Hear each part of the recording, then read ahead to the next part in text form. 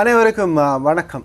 மற்றொரு மக்கள் சேவை நிகழ்ச்சியில் உங்கள் அனைவரையும் சந்திக்கிறதுல ரொம்ப சந்தோஷம். மக்கள் சேவை நிகழ்ச்சி சாதாரண மக்களுக்கு பயனுள்ள பல்வேறுபட்ட விடயங்களை வழங்கி வருகின்றது. திணைக்களம் சார்ந்த, அரசாங்கம் சார்ந்த, அரசு திணைக்களத்தினுடைய செயற்பாடுகள், அதுபோல் மக்கள் அறிந்திருக்க வேண்டிய பல்வேறுபட்ட தகவல்கள், மக்களுக்கு வழங்க வேண்டிய விடயங்களை மக்கள் சேவை நிகழ்ச்சியினூடாக வழங்கி வருகின்றோம். அந்த வகையில் அதே மாதிரி ஒரு விஷயத்தை இந்த வாரம் நாங்கள் பேச போகின்றோம்.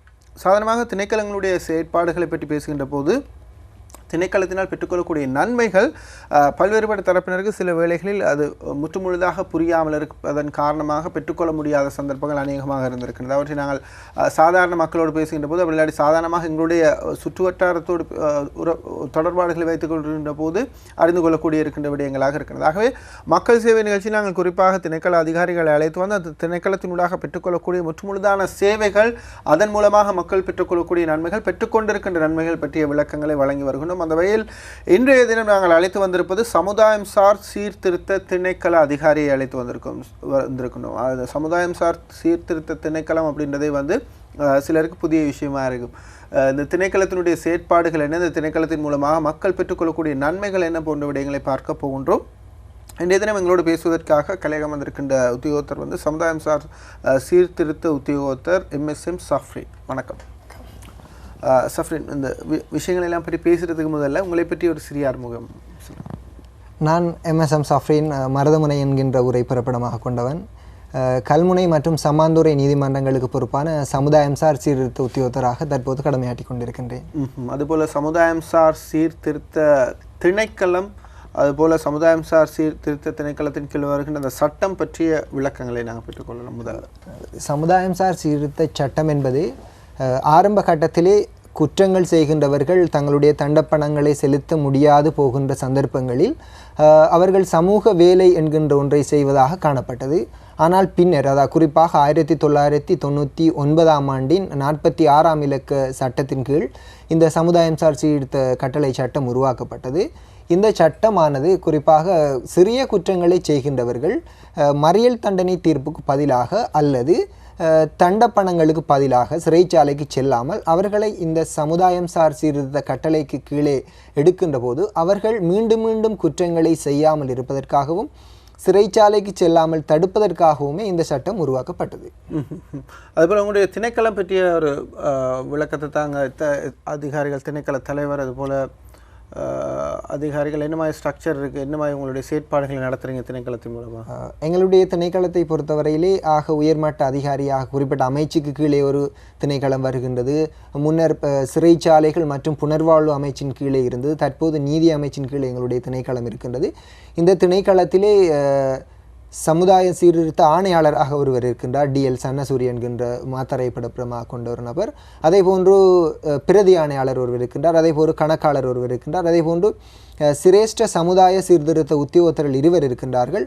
அதன் கீழே சமுதாய சீர்திருத்த உத்தியோகத்தர்கள் என்கின்ற நாங்கள் 100க்கும் மேற்பட்டவர்கள் இருக்கின்றோம். அதே போன்று வேலை பரிசோதகர்கள், அதற்கு மேலாக ஒவ்வொரு பிரதேச செயலகங்களிலும் அபிவிருத்தி உத்தியோகத்தர்கள் இருக்கின்றார்கள். இந்த கட்டமைப்பில் தான் எங்களுடைய திணைக்களம் இயங்கிக் கொண்டிருக்கிறது. உங்களுடைய செயற்பாடுகள் நாடு பூராகவும் ஒரு வலையமைப்பு, ஒரு நெட்வொர்க்காக வேலை செஞ்சுட்டு இருக்கீங்க. நிச்சயமாக. அதாவது இலங்கையில் இருக்கின்ற நீதவான் நீதிமன்றங்கள் அனைத்திலும் எங்களுடைய சமுதாயம் சார் சீர்திருத்த பிராந்திய காரியாலயங்கள் இருக்கின்றன.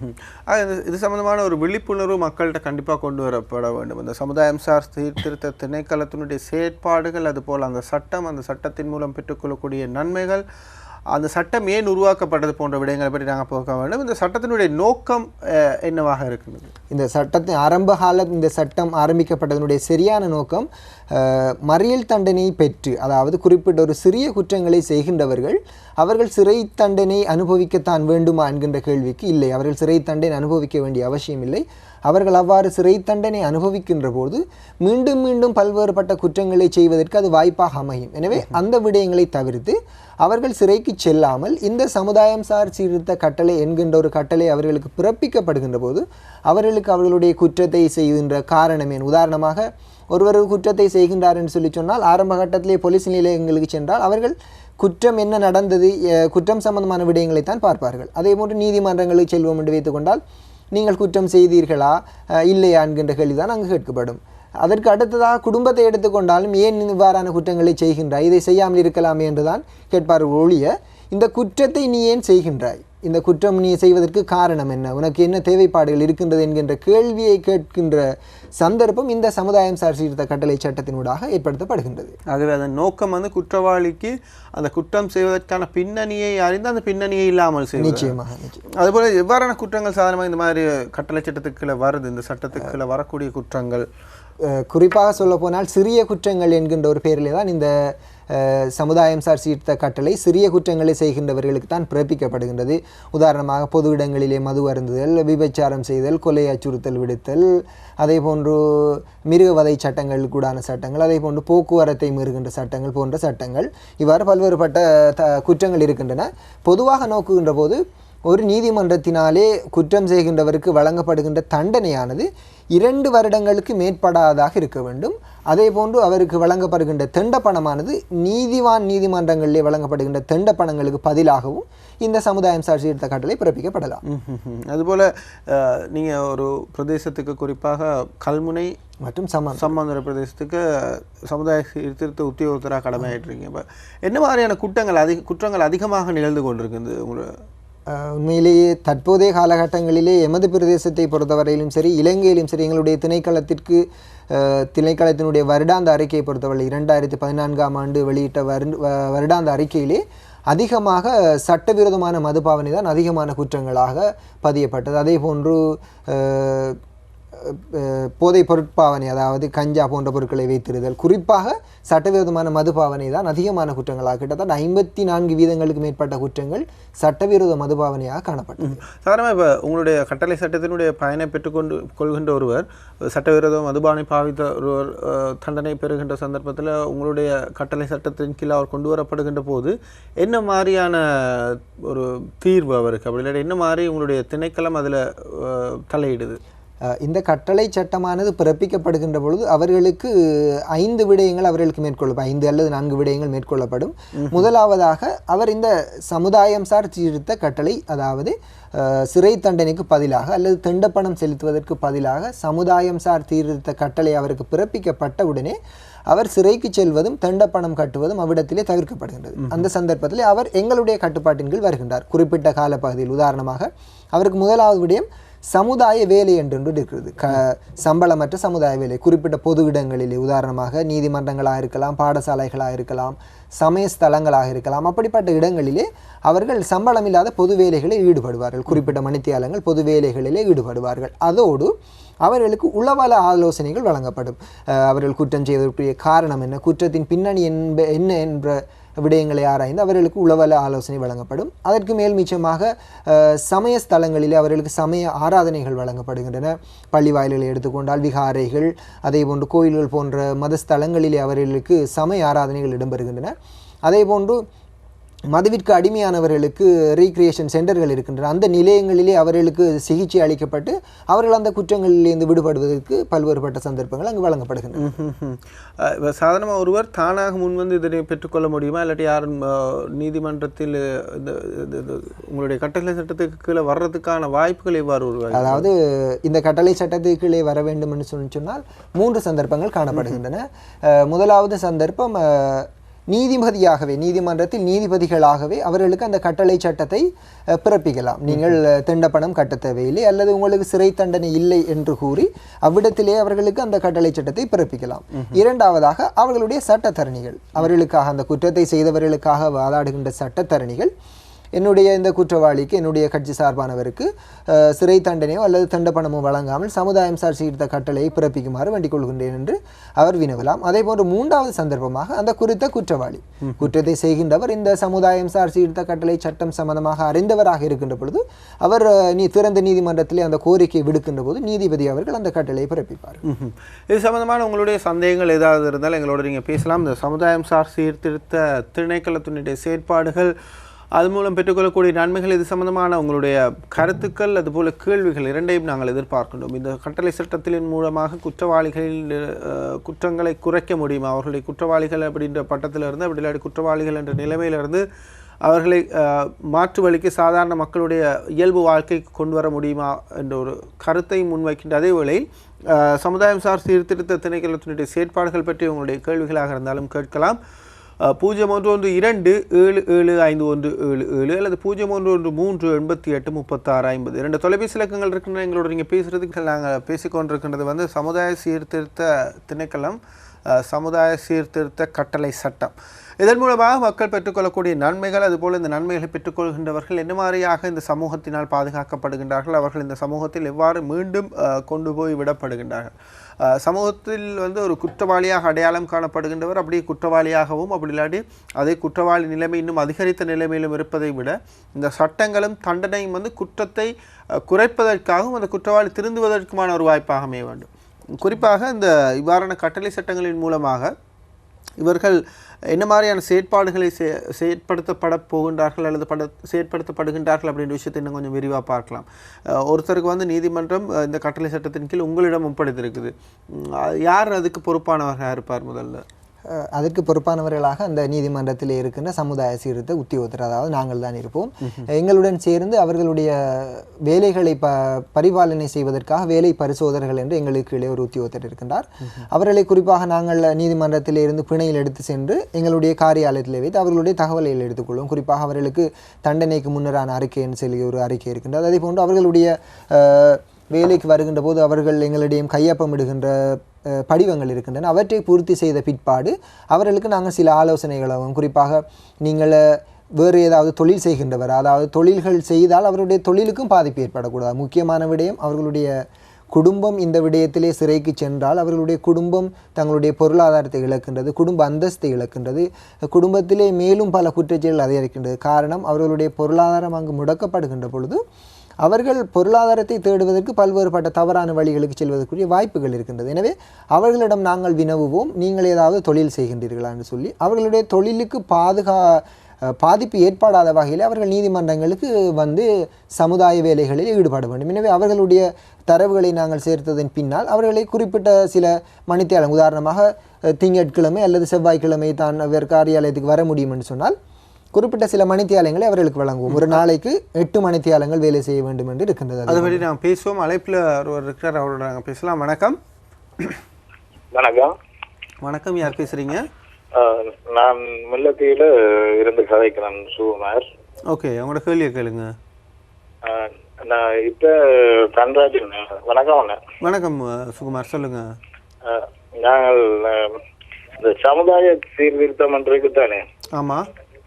அந்த சமுதாய சீர்திருத்த கட்டமைப்புகளை இப்போ ஆக நெருக்கடியா இருக்கிற உளத்தாக்கம் அந்த மக்களுக்குள்ள இருக்கிற அச்சமும் பயமும் வந்து தொலைபேசி ஊடான தொடர்புகள், மற்றது அந்த அவர்களை இழிவுபடுத்தக்கூடிய பெண்களை இழிவுபடுத்தக்கூடிய சில காட்சிகள். இது வந்து முல்லைத்தீவு மாவட்டத்தில் மிகவும் மாணவர்கள் மத்தியில மற்ற இளைஞர்கள் மட்டத்தில் ஆக பிரபலியமா பரவி கொண்டிருக்கு. இதை கட்டுப்படுத்துறதுக்கு இந்த சமுதாய கட்டமைப்புகளை ஒரு திட்டத்தை கொண்டு வர முடியுமான்றதுதான் கேள்வி. நன்றி நன்றி சுகுமார், இணைந்து கொண்டதுக்கு. இன்னும் ஒரு அழைப்பு இருக்கிற அவருடைய நாங்கள் பேசலாம். வணக்கம்.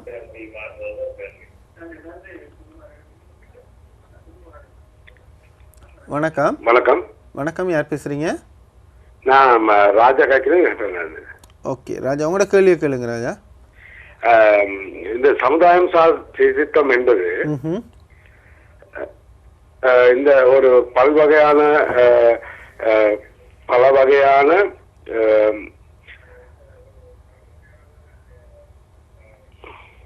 உங்களோட கேள்வியை கேளுங்க ராஜா.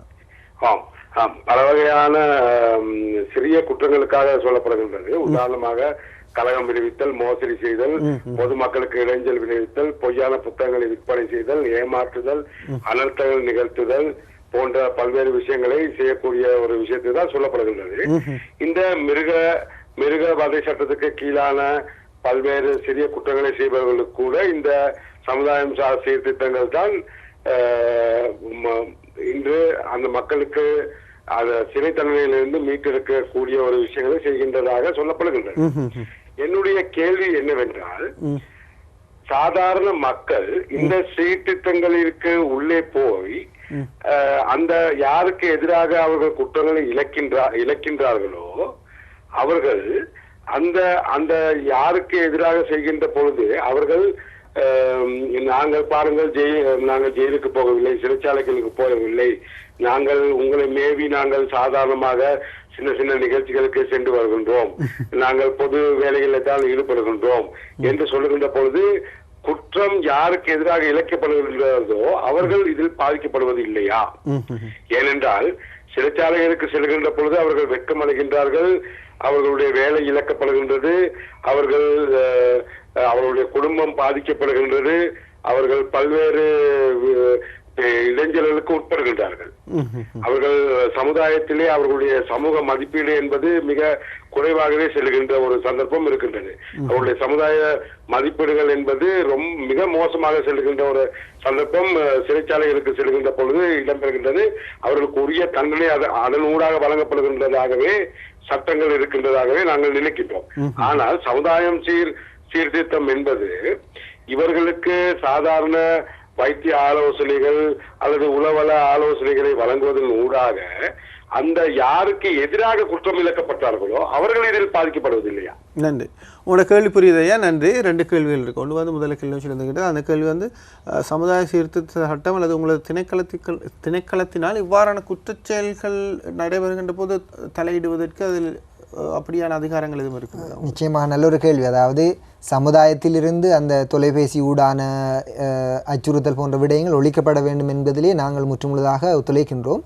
ஆனால் அந்த எங்களுடைய திணைக்களமானது நீதிமன்றத்தினால் வழங்கப்படுகின்ற தண்டனையிலிருந்து காப்பாற்றுவதற்காகத்தான் இருக்கின்றதை ஒழிய இவ்வாறான சட்டங்களை உருவாக்க வேண்டும் என்பது சம்பந்தமாக நிச்சயமாக எங்களுடைய திணைக்களத்துக்கு அது சம்பந்தமான அதிகாரங்கள் கிடையாது. அவ்வாறான குற்றங்கள் செய்கின்றவர்கள் சில வேளைகளில் நீதிமன்றத்தின் ஊடாக தண்டனைகள் உட்படுத்தப்பட்டால் அவர்கள் எங்களுடைய கட்டளைகளை எடுக்கின்ற சந்தர்ப்பம் எங்களுக்கு கிடைக்கும். அந்த சந்தர்ப்பங்களின் போது நாங்கள் அவர்களுக்கு ஆலோசனைகளை வழங்கி அந்த விடயங்களை செய்ய முடியும். இரண்டாவதாக பேசின நண்பர் சொல்லியிருந்தார், இந்த சட்டத்தின் மூலமாக பாதிக்கப்பட்டவர்களுக்கு ஒரு அநீதியாக மாறாதா இந்த சட்டம்? உண்மையிலேயே நல்ல ஒரு கேள்விதான். அவ்வாறான சில சந்தர்ப்பங்கள் இருக்கின்றன. உதாரணமாக ஒருவர் தான் குற்றத்தை செய்துவிட்டு அவர் சிறைச்சாலைக்கு செல்லாமல் பிரதேசத்தில் அலைகின்ற பொழுது நான் சிறைச்சாலைக்கு செல்லவில்லையே, இலகுவாக தப்பித்து வந்துவிட்டேனே என்று செல்லக்கூடிய சந்தர்ப்பங்கள் இருக்கின்றது. உண்மையாகவே அவர் சிறைச்சாலைக்கு செல்கின்ற பொழுதும் சில வேளைகளில் குற்றத்தை செய்தவர் இழைக்கப்பட்டவர் மீது சில வேளை இவருக்கு கோபங்கள் அதிகமாக ஏற்படலாம். அதாவது இவர் இவ்வாறு செய்து விட்டாரே, தன்னை சிறைச்சாலைக்கு அனுப்பிவிட்டாரே என்றும் சில வேளைகளில் அவ்வாறான விடயங்கள் ஏற்படலாம் தானே. ஆனால் நிச்சயமாக அவர்கள் எங்களுடைய கட்டளையின் கீழே வருகின்ற பொழுது சிறைச்சாலைகள் சென்றால் தான் அவர்கள் வெட்கப்படுவார்கள் என்று அவர் கூறியிருந்தார். ஆனால் அதே போன்றவர்கள் நீதிமன்றங்களில் அல்லது பொது இடங்களிலே வேலைக்கு அமர்த்துவது என்பது அதுவும் ஒரு வகையான ஒரு அவர்கள் சமூகத்திலே தங்களுடைய விடயங்களை ஏன் நான் குற்றம் செய்யாமல் இருந்திருந்தால் இவ்வாறான தண்டனைகளுக்கு நான் உட்பட்டிருக்க மாட்டேனே. பொதுவாக சமுதாயத்தில் நீதிமன்றத்தை பொறுத்தவரை அந்த நீதிமன்றத்தில் அவர் ஒரு சிரமதான சில வேலைகளை செய்கின்ற பொழுதும் அதே போன்று நாங்கள் சமய ரீதியான சில ஆலோசனைகள் அவருக்கு வழங்குவோம். உதாரணமாக நீங்கள் இன்னொருவருக்கு இழைக்கின்ற குற்றம் உங்களையும் அது பாதிக்கத்தான் செய்கின்றது, சமூகத்தையும் அது பாதிக்கத்தான் செய்கின்றது. எனவே அவ்வாறான ஆலோசனைகளை சில நேரங்கள் நாங்கள் வழங்குகின்ற பொழுது அவர் மீண்டும் அந்த நபரை தீண்டுவதற்கோ அல்ல அவர் மீண்டும் தன்னுடைய குற்றச்செயல்களை செய்யாமல் இருப்பதற்கோ சில வேளைகளில் சந்தர்ப்பமாக அமையலாம். இந்த நபருடைய கேள்வியை சரிதான். உதாரணமாக மீண்டும் அவர் அந்த நபரை பார்க்கின்ற போது இவர் வெளியிலே தெரிகின்றார் தானே என்று அவர் என்ன தோன்றலாம். ஆனால் அவ்வாறான விடயங்களிலிருந்து முற்றுமுழுதாக இல்லாவிட்டாலும் எங்களால் முடிந்த அளவு அவர் மீண்டும் அந்த குற்றச்செயலுக்கு செல்லாமல் தவிர்ப்பதற்கு எங்களாலான முயற்சிகள் அனைத்தையும் சமய ரீதியாகவாவது அவர்களுக்கு மேற்கொள்வதற்கு நாங்கள் முயற்சிக்கின்றோம். அதுபோல் ஒரு நபருக்கு எதிரான ஒரு செயற்பாட்டில் ஈடுபட்ட ஒருவருக்கு எதிராக வழக்கு வைக்கப்படுகின்ற போது ஒரு சிறு குற்றமாக இருக்கின்ற சந்தர்ப்பத்தில் அந்த வழக்கு வைக்கின்றவர் குற்றவாளி தான் குற்றத்தை ஒப்புக்கொண்டதோடு இல்லாமல் இந்த சமுதாய சீர்திருத்த கட்டளை சட்டத்துக்கு கீழ் தன்னை அதற்குள் உட்படுத்துமாறு கேட்கின்ற சந்தர்ப்பத்தில் வழக்கு வைத்தவர் அல்லது பாதிக்கப்பட்டவர் அதுக்கு மறுப்பு தெரிவிக்கின்ற சந்தர்ப்பத்தில் அது விருப்பமில்லை என்று அவர் தெரிவிக்கின்ற சந்தர்ப்பத்தில் இவருக்கு இந்த சட்டத்துக்குள் வரக்கூடிய வாய்ப்புகள் இருக்கின்றன. அவ்வாறான சந்தர்ப்பங்கள் நீதிமன்றத்தில் இடம்பெறுவதில் உதாரணமாக நீதிபதியினுடைய தண்டனைக்கு பின்னர் தான் எங்களுடைய கட்டம் ஆரம்பிக்கின்றது. அதற்கு முன்னர் ஒரு விடயம் இருக்கின்றது. ஒருவர் என்ன குற்றம் செய்தாலும் அவருடைய குற்ற பின்னணி, குற்றம் நடந்த தன்மை, அதற்குரிய சந்தர்ப்பங்கள் என்பனவற்றை அறிவதற்காக தண்டனைக்கு முன்னரான அறிக்கை என்கின்ற ஒரு விடயம் நீதிமன்றத்தினால் எங்களிடம் கோரப்படும். அந்த தண்டனைக்கு முன்னரான அறிக்கையில் அவருடைய குடும்ப பின்னணி, அவருடைய பிரதேச பின்னணி போன்ற விடயங்களை நாங்கள் அவருடன் கேட்டு அதே போன்று அவரிலே எங்களுக்கு சந்தேகம் ஏற்படுகின்ற பொழுது அவருடைய பிரதேசத்தில் இருக்கின்ற கிராம சேவகர், கிராம உத்தியோகத்தர் போன்றவர்களிடம் நாங்கள் வினவுவோம். இவர் சமுதாயத்தில் எப்படி இருக்கின்றார், இவரை சமுதாயத்து சீர்திருத்த கட்டளை எடுக்கின்ற பொழுது பொழுது இவருக்கு அது பிரயோசனமான அமையுமா, அல்லது இவர் மீண்டும் மீண்டும் அந்த பிரதேசத்தில் இருக்கின்ற மக்களுக்கு இடைஞ்சல் விளைவித்து கொண்டுதான் இருக்கின்றார் என்ற அந்த குற்றத்துக்கு முன்னரான அறிக்கையிலே இது சம்பந்தமான விடயங்களை நாங்கள் பார்ப்போம். இவரால் இன்னும் ஒருவர் மீண்டும் அவர் சமுதாயத்தில் வெளியே வந்து கொண்டு ஒரு சில வேளை ஒருவர் பாதிக்கப்படலாம். எனவே அவ்வாறான சந்தர்ப்பங்களிலே அதனை நிராகரிக்கின்ற அந்த சமுதாயம் சார் சீர்திருத்த கட்டளை இவருக்கு வழங்க முடியாது என்று அவரை நிராகரிக்கின்றார். அதே போன்று முன்குற்றம் இருப்பவருக்கும் இந்த சமுதாயம் சார் சீர்திருத்த கட்டளை நிராகரிக்கின்ற ஒரு பொறுப்பு எங்களிடம் இருக்கின்றது. அதாவது ஒருவர் கோருகின்ற சந்தர்ப்பத்திலும் திணைக்களத்துக்கு உரிமை இருக்கின்றது, அவருக்கு சமுதாய சீர்திருத்த கட்டளை சட்டத்தில் ஏற்றுக்கொள்வதா இல்லை என்று தீர்மானிக்கின்ற உரிமை திணைக்களத்துக்கு இருக்கிறது. உரிமை என்றல்ல, மறுக்கக்கூடிய அதிகாரம் என்பதனை விட ஆலோசனை செய்யலாம். இவருக்கு முன்குற்றம் இருக்கின்றது, இவர் பல்வேறுபட்ட குற்றங்களை செய்திருக்கின்றார், அல்லது இவர் இந்த சமுதாயம் சார் சீர்திருத்த கட்டளைக்கு உட்படுகின்ற பொழுது இவரால் சமூகத்திற்கு சில பிரச்சனைகள் ஏற்படலாம். அதே போன்று இவர் இந்த கட்டளைக்கு கட்டுப்படாமல் நடக்க முடியும் என்று சில சந்தர்ப்பங்களில் எண்ணினால் அது சம்பந்தமான அறிக்கையிடுவதற்கு எங்களுக்கு அதிகாரம் இருக்கு. அதுபோல் இந்த சமுதாயம் சார் சீர்திருத்த கட்டளை சட்டத்துக்கு உட்படுத்தப்பட்ட பிறகு அதனோடு சம்பந்தப்பட்ட சமுதாய வேலைகளுக்கு அவர் சமூகம் அளிக்காவிட்டால் அல்லது உங்களுடைய உத்தரவுகளுக்கு அவர் செவிசாய்க்காவிட்டால் செய்யக்கூடிய வேலைப்பாடுகளை பற்றி நாங்கள் பேசலாம்.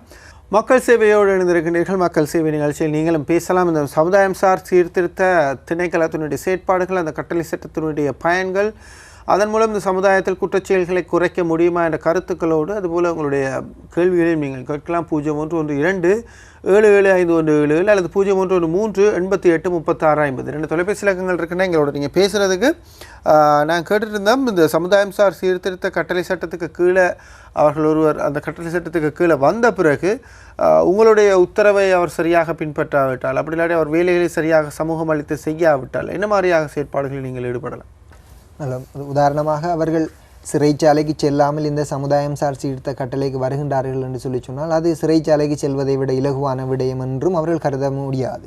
ஏனென்று சொன்னால் அவர்கள் இந்த சமுதாய வேலைக்காக சமுதாயம் சார் சீர்திருத்த கட்டளை பிறப்பிக்கப்பட்டு சமுதாய வேலைகளுக்குரிய மணித்தியாலங்கள் திணிக்கப்படும். உதாரணமாக ஒருவர் 3000 ரூபாய்க்கு தண்டப்பணம் விதிக்கப்பட்டால் அந்த தண்டப்பணத்திற்கு பதிலாக அவர் 150 தொடக்கம் 75 தொடக்கம் 150 மணித்தியாலங்கள் இந்த சமுதாய வேலையில் ஈடுபட வேண்டும். அந்த சமுதாய வேலைக்கு வர வேண்டியவர் நாங்கள் இந்த கட்டளை பிறப்பிக்கப்பட்டு 72 மணித்தியாலங்களுக்குள் எப்படியாவது அவர் இந்த காரியாலயத்தில் வந்து தன்னுடைய வரவினை பதிவு செய்து கொண்டு வேண்டும். உதாரணமாக 2 அல்லது 3 நாட்களுக்குள் எங்களுடைய காரியாலயத்தில் வந்து தன்னுடைய வரவினை பதிவு செய்து கொள்ள வேண்டும். அந்த வகையிலே அவ்வாறு வருகின்றவர் 7 நாட்களுக்குள், உதாரணமாக ஒரு கிழமைக்குள் அவர் 10 மணித்தியாலத்தையும் விட குறையாததும் 24 மணித்தியாலங்களை விட மேற்படாதுமான சமுதாய வேலைகளில் ஈடுபட வேண்டும். 24 மணித்தியாலங்களை விட கூடுதலாக அவர் செய்யக்கூடாது, 10 மணித்தியாலங்களை விட குறையவும் அவர் செய்யக்கூடாது. சில சந்தர்ப்பங்களில் 10 மணித்தியாலங்களை விட குறைய வேலை செய்ய வேண்டும் என்று தன்னுடைய சுகையினம் காரணமாக அல்லது தனக்கு இருக்கின்ற வேலைப்பளு காரணமாக அதனை விட குறைவாக தான் என்னால் வேலைக்கு வர முடியும் என்று அவர் கூறினார். ஒரு வாரத்திற்கு 10 மணித்தியாலங்களை விட குறைவான வேலைகளில் ஈடுபடுவதற்குரிய அனுமதியை அவர் எங்களிடம் கோருகின்ற பொழுது நாங்கள் அவருக்கு அனுமதி வழங்க முடியும் 10 மணித்தியாலங்களை விட குறைவாக வேலை செய்வதற்கு. அதே போன்று அவர் தன்னுடைய வேலையை விரைவாக முடித்துவிட்டு வேறு ஏதாவது வேலைகளுக்கு செல்ல வேண்டும் என்று அவர் கோருகின்ற பொழுது அவர் அந்த 40 மணித்தியாலங்கள் 24 மணித்தியாலங்களுக்கு கூடுதலாக அந்த ஒரு கிழமைக்குள் வேலை செய்வதற்குரிய அனுமதியை வழங்கக்கூடிய அதிகாரம் எங்களிடம் இருக்கின்றது. அதே போன்று குற்றங்களை உண்மையாக செய்கின்றவர்கள் தாங்கள் குற்றங்களை செய்ய வேண்டும் என்று கருதி செய்வதில்லை தானே. சில பிரதேசங்கள், உதாரணமாக ஒரு கொழும்பு பிரதேசத்தை சேர்ந்த ஒருவர் அம்பாறை பிரதேசத்துக்கு வந்து ஒரு குற்றச்செயலில் பிடிபடுகின்ற பொழுது அவர் இந்த சமுதாயம் சார் சீர்திருத்த கட்டளை பிறப்பிக்கப்பட்டால் அவர் அந்த அம்பாறை என்கின்ற பிரதேசத்தில் தான் வேலை செய்ய வேண்டும் என்ற அவசியம் கிடையாது. அவர் இந்த கட்டளை பிறப்பிக்கப்பட்டதும் நாங்கள் அவருடைய பிரதேசத்தில் உள்ள சமுதாய சீர்திருத்த உத்தியோகத்தரை அணுகி அவருடைய விடயங்களை அந்த உத்தியோகத்தருக்கு அனுப்புகின்ற பொழுது அந்த காரியாலயத்தில் இவர் தன்னுடைய வரவினையும் வேலைகளையும் பதிவு செய்து கொண்டு அவர் அங்கே அந்த நீதிமன்றத்திலே தன்னுடைய வேலைகளை பதிவு செய்து தன்னுடைய வேலைகளையும் பார்த்து கொண்டு இந்த கட்டளையும் அவர் தொடர முடியும். அழைப்பில் ஒருவர் பேசலாம். வணக்கம். ஹலோ, வணக்கம். வணக்கம், யார் பேசுறீங்க? சார், நான் அக்கரைப்பட் கிடைக்கிறேன். ஓகே, உங்களோட கேள்வியை கேளுங்க. கேள்வியில் சார் தெரிவிக்கிறது, வாடியாக அக்கரைப்பட்டத்தில் நான் சமுதாய சீர்திருத்த உச்சத்தோடாக சொல்லுங்க, கேட்டுட்டு சொல்லுங்க. உண்மையிலே அவங்க எங்களை அந்த சமுதாயத்துக்கு நாங்க செஞ்ச தவறுகளை விட்டு எங்களுக்காக வேண்டி நிறைய கஷ்டப்பட்டு எங்களை ஃபுல்லா மாத்தி இருக்காங்க சார். அதுக்கு ஒரு நன்றி தெரிவிச்சுக்கொள்ளும் சார். அக்கரைப்பட்ட சமுதாய சீர்திருத்த ஆபீசருக்கும் எங்களோட வேக்கிங் சூப்பர்வைசருக்கும் உண்மையா மனிதத்தன்மையா நடந்து எங்களுக்குரிய சகல அறிவுறுத்தல்களையும் வழங்கி மனிதத்தன்மையாக நாங்க தவறாளிகள்ல இருந்து எங்களை இன்னும் ஒரு சந்தர்ப்பத்துல தவறுகள் செய்யாம மீட்டெடுக்கிறதுக்குரிய மேக்சிமம் உண்மையான பங்களிப்புகளை அவங்க செஞ்சிருக்காங்க சார், மனிதத்தன்மை அடிப்படையில. நிச்சயமா அதுக்கு நன்றி செலுத்தணும் சார். உங்களுடைய நன்றிகளுக்கு நிச்சயமாக உங்களுடைய நன்றிகளை நாங்கள் ஏற்றுக்கொள்கின்றோம்.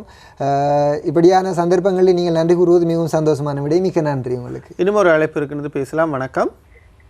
ஹலோ, வணக்கம். வணக்கம், யார் பேசுறீங்க? கல்மையில இருந்து சுயந்தினி கலைக்கிறேன். நான் அந்த அண்ணாவோட கலைக்கிறது. என்ன கேள்வி கேட்க போறீங்க, சொல்லுங்க. நான் கேட்கிற கேள்வி என்னன்னு சொன்னா, சத்தியம், நீதி, நியாயம் காப்பாற்றப்படுகின்றது, சட்டத்தில் அவர்கள் இருக்கிறார்கள், அவர்களே தவறு செய்யறப்போ யாருக்கிட்ட போய் சொல்றது என்றுதான் எனக்கு கேள்வி. அதாவது சமாதான நீதிவான சொல்லி குழுவில் 5 பேர் இருக்கிறார்கள், 5 பேர் 3 பேர் இருக்கிறார்கள். அவர்கள் விசாரணையின் போது தீர்ப்பு எழுதப்பட்டு அந்த தீர்ப்பு முடிவாகினதுக்கு பிறகு மற்றும் அந்த விசாரணையை விசாரித்து திரும்பவும் அவர்கள் தீர்ப்பு எழுதுறதுக்குரிய சந்தர்ப்பம் மக்களுக்கு இடையில் அவர்கள் கொடுக்கறதுக்குரிய வாய்ப்புகள் இருக்கிறதா? அப்படி செய்தவர்கள் அவர் தவறு செய்யறத தட்டி கேட்கறதுக்கு எங்களை போல மக்களுக்கு உரிமை இல்லையா? அப்படி எங்க கேட்டா திரும்பவும் நாங்கள் குற்றவாளி, எந்த குற்றமும் செய்யாது 2 வாதங்களிலையும் அவர்கள் சேர்த்து கலந்து கொண்டோம் எடுத்துட்டு திரும்பவும் அவர்கள் வீட்டில் உள்ள ஆட்கள் அவர்கள் ஒவ்வொரு ஆளா சொல்ற நேரங்கள் அவர்களையும் அவர்கள் அழைத்து வர சொல்கின்றார்கள். அதாவது வீட்டு நிலைமையும் கஷ்டங்கள் எவ்வளவு சொன்னாலும் அதை பற்றியெல்லாம் எங்களுக்கு தெரியாது, நீங்க எப்படி வேணும் ஆளை கொண்டு வந்து ஆகணும்னு சொல்றார்கள். ஆனால் சம்பந்தப்பட்டவர்களை தவிர வீட்டில் உள்ள மற்றவர்களையும் அவர்கள் அதில் இழுத்து அவர்கள் பேச்சை கேட்டு செய்கின்றார்கள். அது நியாயமா? அதாவது நீங்கள் கூறுகின்றீர்கள் சமாதான நீதவானூடாக தீர்ப்பு வழங்கப்படுவது. எனக்கு உங்களுடைய கேள்வி சரியாக விளங்கவில்லை. நீதிமன்றத்தில் தீர்ப்பு வழங்கப்படுகின்றதா அல்லது சமாதான நீதவான்கள் தீர்ப்பு? சமாதான நீதிவான், அதாவது பொலிசு தரப்புல போயிட்டு பொலிசால முடியாது கோர்ட்டுக்கு போகணும்னு சொன்னதுக்கு பிறகு அவர்கள் கோர்ட்டுக்கு போக முடியாது, என்னால் இயலாது, வழக்கு பேச இயலாதுன்னு சொல்லி சமாதான நீதிவான், அதாவது அந்த சமாதான நீதிவான்ல குழுவா இருக்கிறார்கள். 1ஆம் குழு, 2ஆம் குழு, 3ஆம் குழு அப்படின்னு இருக்கின்றார்கள். அந்த குழுவில் அவர்களுக்கு தெரிந்தவர்களிடம் போய்த்தான் அந்த பைலை கொடுத்து அவர்கள் அந்த கேஸை தனியா பார்க்கிறார்கள். அவர்கள் அந்த சத்தியம் என்று சொல்ற ஒரு கோயில வைத்து அந்த சத்தியத்துக்கு கட்டுப்பட்டு இதுவரும் சைன் வச்சதுக்கு பிறகும் அவர்கள் அந்த விசாரணையை அவர்கள் திரும்ப தூண்டுகின்றார்கள் அவர்களின் பேச்சை கேட்டு. அப்படி அவர்கள் செய்வதற்குரிய அவங்களுக்கு அந்த கடமை இருக்கிறதா? மக்களுக்கு எங்களை போல இளைஞர்களுக்கு இப்படி வீட்டு நிலைமையை பார்த்துக்கிட்டு நீங்க எப்படி எல்லாம் செய்யறீங்க, எங்களால் அப்படி அவர்கள் சொல்றது கேட்க முடியாதுன்னு நாங்க எவ்வளவோ சொல்லி அவர்கள் அந்த இதை மீறி திரும்பவும் விசாரணைக்கு வர சொல்லி எங்களை இழுத்து அடிக்கின்றார்கள். ஆனா அப்படி நடக்கிறதுக்கு இளைஞர்களுக்கு அவர்கள் சட்டத்துல இடம் இருக்குதா? தவறு செய்யாம தண்டனை அனுபவிக்கிறது. நல்லதொரு கேள்விதான்.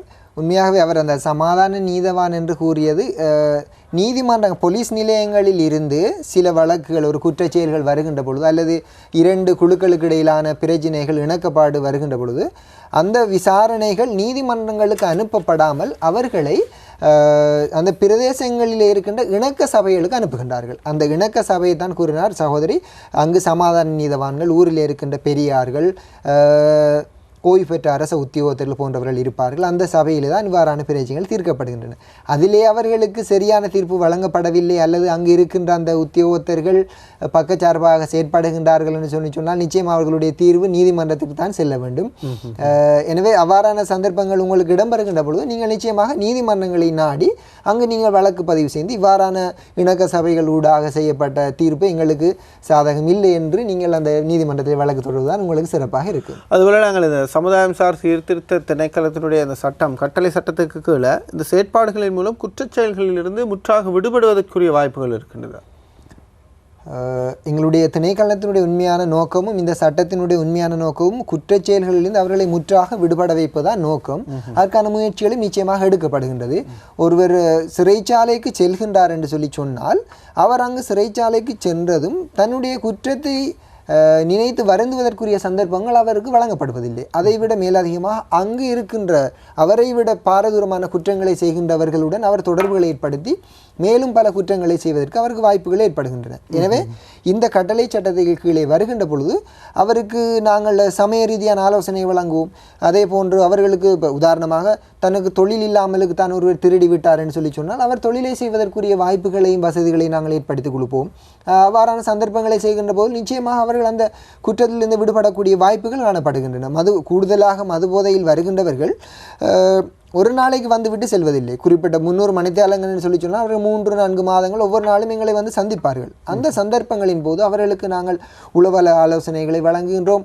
சமய ரீதியான பிரச்சாரங்களுக்கு கண்டிப்பாக அவர்கள் போயாக வேண்டும் என்கின்ற சில கட்டளைகளை பிறப்பிக்கின்றோம். அந்த சந்தர்ப்பங்களிலே அவர்கள் தன்னுடைய தவறுகளை உணர்ந்து திருந்துவதற்கு சொல்லப்போனால் 199% வாய்ப்புகள் இருக்கின்றது. அவ்வாறான சந்தர்ப்பங்கள் அதிகமாக இருக்கின்றது. இந்த அவ்வாறு கட்டளைகளை மீறுகின்றவர்களுக்கான நடவடிக்கைகள் எவ்வாறாக இருக்கிறது? கட்டளை சட்டத்தினுடைய அனுகூலத்தை பெற்றுக்கொண்டு நீதிமன்றத்திலிருந்து விடுபட்டு சிறைச்சாலைக்கும் செல்லாமல் தண்டப்பணமும் செலுத்தாமல் உங்களுக்கு கீழே வருகின்றவர்கள் அந்த கட்டளையை மீறுகின்ற போது அவர்களுக்கு தண்டனை எவ்வாறானதாக இருக்குது? 72 மணித்தியாலங்களுக்குள் அவர்கள் தங்களுடைய வரவினை பதிவு செய்து கொள்ள வேண்டும். அவ்வாறு வரவில்லை என்று சொன்னால் நாங்கள் நீதிமன்றங்களை திறந்த நீதிமன்றங்கள் இவ்வாறு சமுதாயம் சாசித்த கட்டளைக்கு உட்பட்டவர் எங்களுடைய கட்டளைக்கு வரவில்லை என்று செஞ்சு அவருக்கு திறந்த பிடியாணையை நீதவான் பிறப்பிப்பதற்குரிய வேண்டுகோளினை விடுப்பதற்குரிய அதிகாரம் எங்களுக்கு இருக்கின்றது. அவருக்கு அந்த வேண்டுகோளினை விடுக்கின்ற பொழுது நீதிமன்றங்களினால் அவர்களுக்கு திறந்த பிடியாணைகள் வழங்கப்பட்டு அவர்கள் மீண்டும் நீதிமன்றத்திலே குற்றவாளிகளாக ஆஜர் செய்யப்படுகின்றார்கள். அந்த சந்தர்ப்பங்களில் அவர்களுக்கு 5000 ரூபாய்க்கு மேற்படாத அபராதங்கள் விதிப்பதற்கு கூடிய அதிகாரங்கள் நீதிமன்றத்துக்கு இருக்கிறது. அந்த தண்டனை வழங்குவது நீதிமன்றத்துக்குரியது, நீதிமன்றத்தோடு தொடர்புடையது. நீதிமன்றத்தோடு மட்டும் மட்டுப்படுத்தப்பட்டது. அதாவது அதற்குரிய பிடியாணையை விடுப்பதற்கு நாங்கள் கோரலாம், அதற்குரிய தண்டனையை வழங்குவது நீதிபதியுடன் சம்பந்தப்பட்ட விடயம். அழைப்பில் ஒருவர் இருக்கிறார், பேசலாம். வணக்கம். ஹலோ, வணக்கம் சார். வணக்கம். மட்டக்களப்பு கிழக்கு மாகாணத்தின் மட்டக்களப்பு அம்பலாந்துறை சுதா பேசுறேன். கேள்வியை கேளுங்க. என்னடா சார், இந்த அரசு உத்தியோகஸ்தர்கள் உதாரணமாக இந்த போலீஸ் உத்தியோகஸ்தர் கூட பொதுவான இடங்கள்ல மது அருந்திகிறார்கள். ஆனா பாமர மக்கள் மது அருந்தினா உங்களுக்கு டிவி சவுண்டை நல்லா குறைச்சி வச்சுட்டு ரிசீவர்ல டெலிஃபோன்ல கேட்டு பேசு.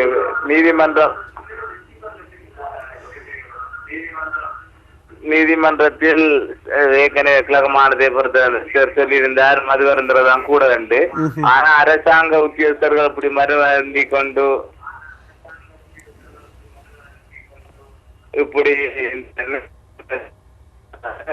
நீதிமன்றம் அறிவிக்க முடியும். சரி, நன்றி. உங்களுடைய கேள்விக்கு நன்றி. இன்னும் ஒரு அழைப்பு இருக்கிறது, பேசலாம். வணக்கம். ஹலோ, வணக்கம். நான் பொத்துவின் எம்எஸ் மோமன் இருக்கிறேன். மோமன், வணக்கம். இந்த சமுதாய உத்தியோகத்தோர்ல அந்த திணைக்களத்துல அந்த ஏஜ் லிமிட் இருக்குதா?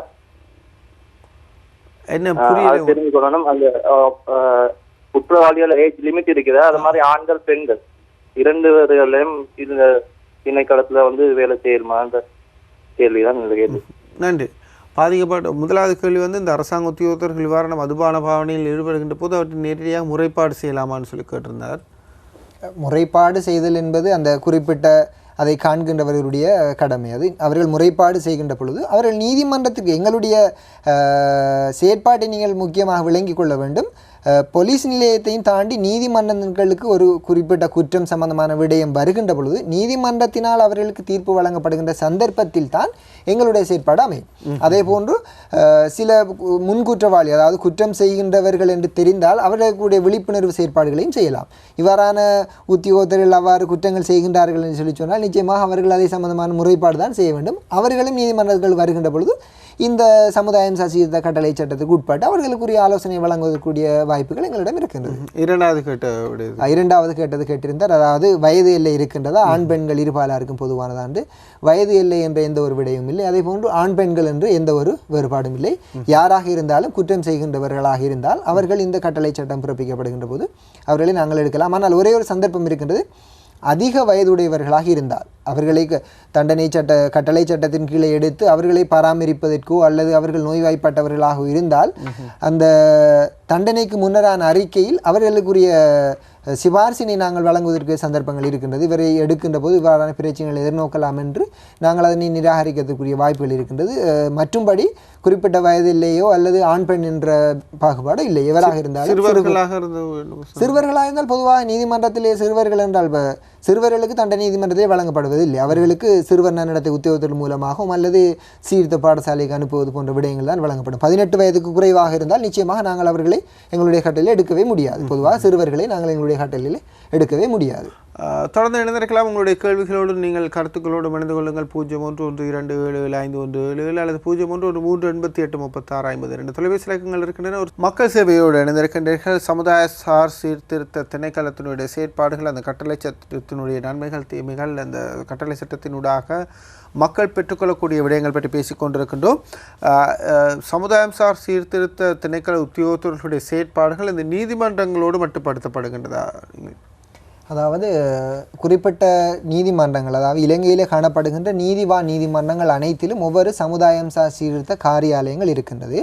அந்த காரியாலயங்களில் ஒவ்வொரு சமுதாயம் சார் சீர்திருத்த உத்தியோகத்தரும் அவரோடு இணைந்து வேலை செய்வதற்காக வேலை பரிசோதகர்களும் இருக்கின்றார்கள். இதனை தாண்டி இந்த சமுதாயம் சார் சீர்திருத்த திணைக்களத்தினுடைய செயற்பாடு பிரதேச செயலகங்களில் தற்போது விஸ்தரிக்கப்பட்டிருக்கின்றது. குறிப்பாக 2013ஆம் ஆண்டிலிருந்து அந்த பிரதேச செயலகங்களில் விஸ்தரிக்கப்பட்டிருக்கின்றது. ஒவ்வொரு பிரதேச செயலகங்களுக்கும் சமுதாயம் சார் சீர்திருத்த திணைக்களத்தினுடைய ஒவ்வொரு அபிவிருத்தி உத்தியோகத்தர் இருக்கின்றார். அவர்கள் இந்த சமுதாயம் சார் சீர்திருத்த அதிகாரிகளுடைய அந்த சமுதாயம் சார் சீர்திருத்த உத்தியோகத்தர்களே வருகின்றார்கள்.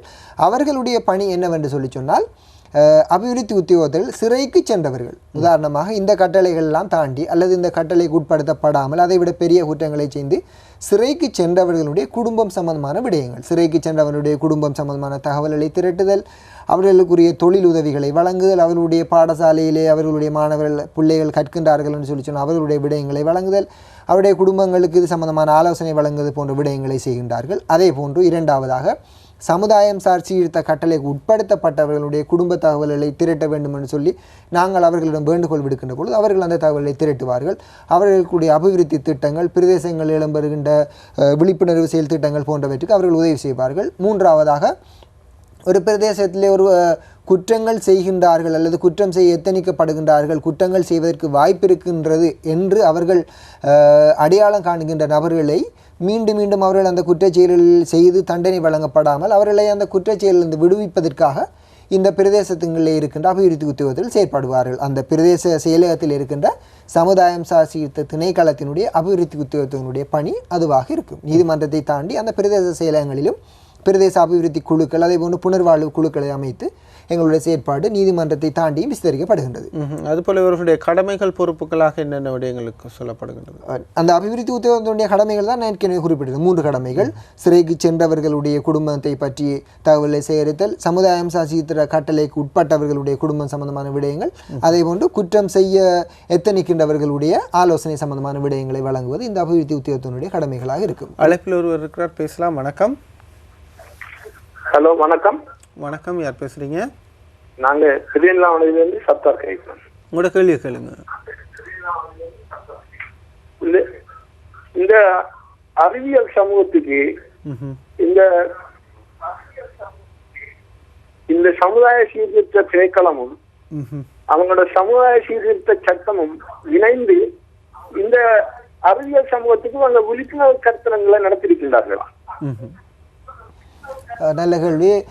பிரதேச செயலகங்களில், அதாவது பிரதேச செயலகங்களில் இருக்கின்ற அபிவிருத்தி உத்தியோகத்தர்கள் ஊடாக ஒவ்வொரு பிரதேச செயலகங்களுக்கும் இந்த விழிப்புணர்வு கருத்தரங்குகள் நடத்தப்பட்டு வருகின்றது. அதே போன்று பாடசாலை மாணவர்களுக்கு மத்தியிலும், அதே போன்று பொது இடங்களிலே, நூலகங்கள், பிரதேச செயலகங்கள் போன்ற இடங்களிலே பதாதைகள் ஒட்டப்பட்டு இது சம்பந்தமான விழிப்புணர்வு, குறிப்பாக கிழக்கு மாநிலத்திலே அண்மையில் தான் அறிமுகப்படுத்தப்பட்ட விடயம் என்பதால் இது அந்த பிரதேசங்களிலே தற்போது தான் அந்த விழிப்புணர்வு செயல் அமர்வுகளும் கருத்தரங்களும் நடத்தப்பட்டு கொண்டு வருகின்றன.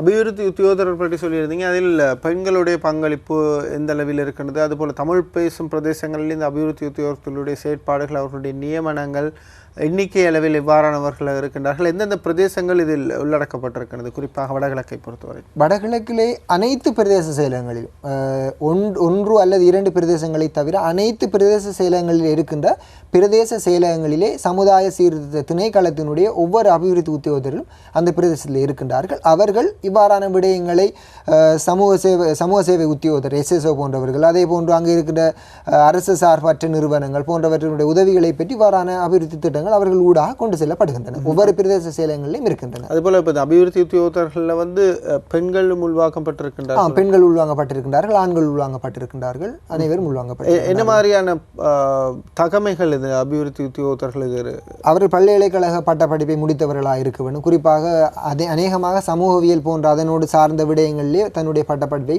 முடித்தவர்களாக இருக்கின்ற வேண்டும். அனைத்து அபிவிருத்தி உத்தியோகத்தர்களும் பட்டதாரிகளாகத்தான் இருக்கின்றார்கள். சமுதாய சீர்திருத்த உத்தியோகத்தர்கள் தான் கிழக்கு மாகாணத்தை பொறுத்தவரையிலே தமிழ் மொழி மூலம் அந்த அபிவிருத்தி உத்தியோகத்தை எடுக்கின்ற பொழுது சட்டத்தரணிகளாக இருக்க வேண்டும் அல்லது சமூகவியல் துறையிலே அவர்கள் பட்டப்படிப்பினை முடித்திருக்க வேண்டும். விசேட துறையிலே சமூகவியலே விசேட துறையினை முடித்திருக்க வேண்டும் என்ற கோரிக்கை இருந்தது. அதுபோல் இந்த திணைக்களத்தினால் இந்த சீர்திருத்தத்தின் மூலமாக நாட்டிற்கு செய்யக்கூடிய அபிவிருத்தி திட்டங்கள் என்ன மாதிரியான மாற்றங்களை கொண்டு வரக்கூடியதாக இருக்கு?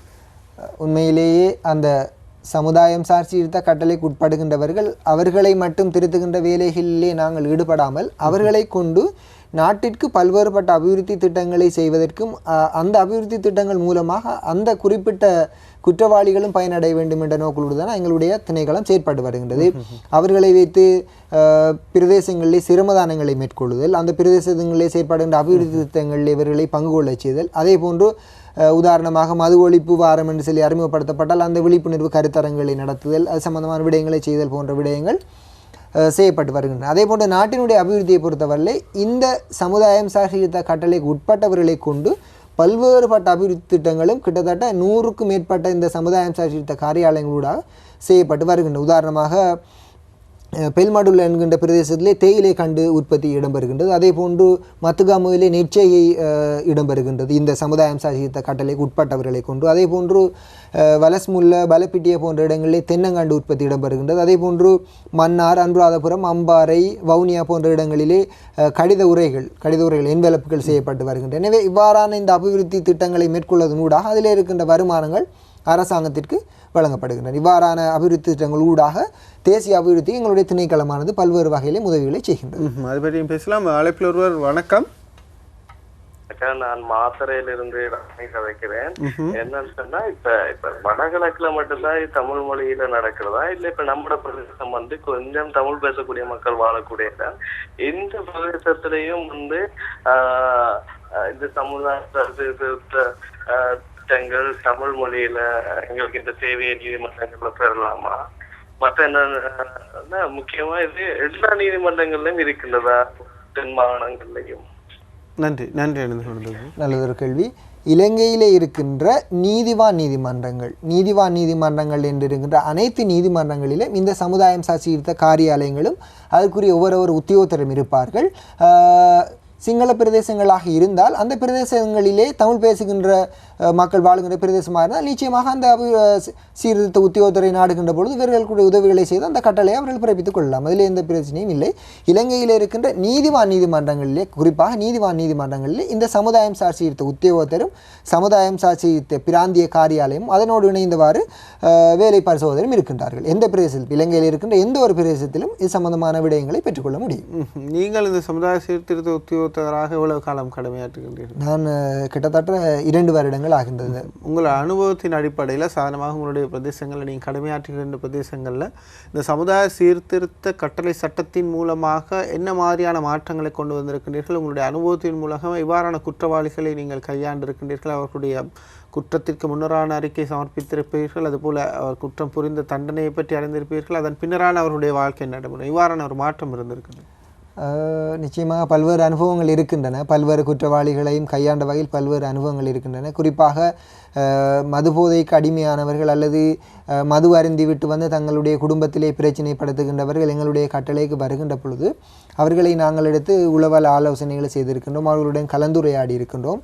அவர்கள் அந்த குற்றத்தை செய்த சந்தர்ப்பத்திலும் அதே போன்று குற்றத்தை செய்து முதலாவது நாள் எங்களுடைய காரியாலயத்துக்கு வந்த அவருடைய செயற்பாட்டிற்கும் இறுதி நாள் அவருடைய அந்த குற்ற தண்டனை சமுதாயம் சாசித்த கட்டளை முடித்துவிட்டு அவருடைய சான்றிதழை வழங்குகின்ற போது நீதிமன்றத்திலே அவர் விடுவிக்கப்படுகின்ற போது அவர் இருந்த அவருடைய நிலைமைகளுக்கும் பல்வேறு வித்தியாசங்கள் காணப்பட்ட அவருடைய பல்வேறு முன்னேற்றங்கள் காணப்பட்ட அவருடைய ஆடை அமைப்பிலே அவருடைய செயற்பாடுகளிலே அதே போன்று அவருடைய குடும்பத்தவர்கள் குறிப்பாக அவருடைய மனைவிமார் எங்களிடம் அழுது கொண்டு என்னுடைய கணவர் இவ்வாறு இருந்தார் ஆனால் தற்போது இவ்வாறு மாறிவிட்டார் என்று சொல்லி தங்களுடைய உணர்வு ரீதியான நன்றிகளை தெரிவித்த சந்தர்ப்பங்களும் இருக்கின்றன. அவ்வாறான நபர்களை திருத்திய சந்தர்ப்பங்கள் பல்வேறு இருக்கின்றன. அந்த சந்தர்ப்பங்களின் போது உண்மையாகவே அரசாங்களுக்கு அரச தொழிலை பெற்றுவிட்டோம் என்பதற்காக அன்றி உண்மையாகவே நாங்கள் சமூகத்திற்கு செய்ய வேண்டிய சேவை இதன் மூலமாக எங்களுடைய மக்கள் பயனடைய வேண்டும். இலங்கையில் வாழ்கின்ற எந்த மக்களாக இருந்தாலும் இதன் மூலமாக பயனடைய வேண்டும். அவர்கள் வீணாக தங்களுடைய சிரமங்களுக்கு ஆளாகாமல் குற்றங்களிலே விடுபட்டு சிறந்த மனிதர்களாகவும் நாட்டிற்கு நல்ல பிரஜைகளாகவும் வர வேண்டும் என்ற மனரீதியான விருப்பத்தோடு வேலை செய்வதற்குரிய ஆசை அவ்வாறான சந்தர்ப்பங்களில் ஏற்படுகின்றது.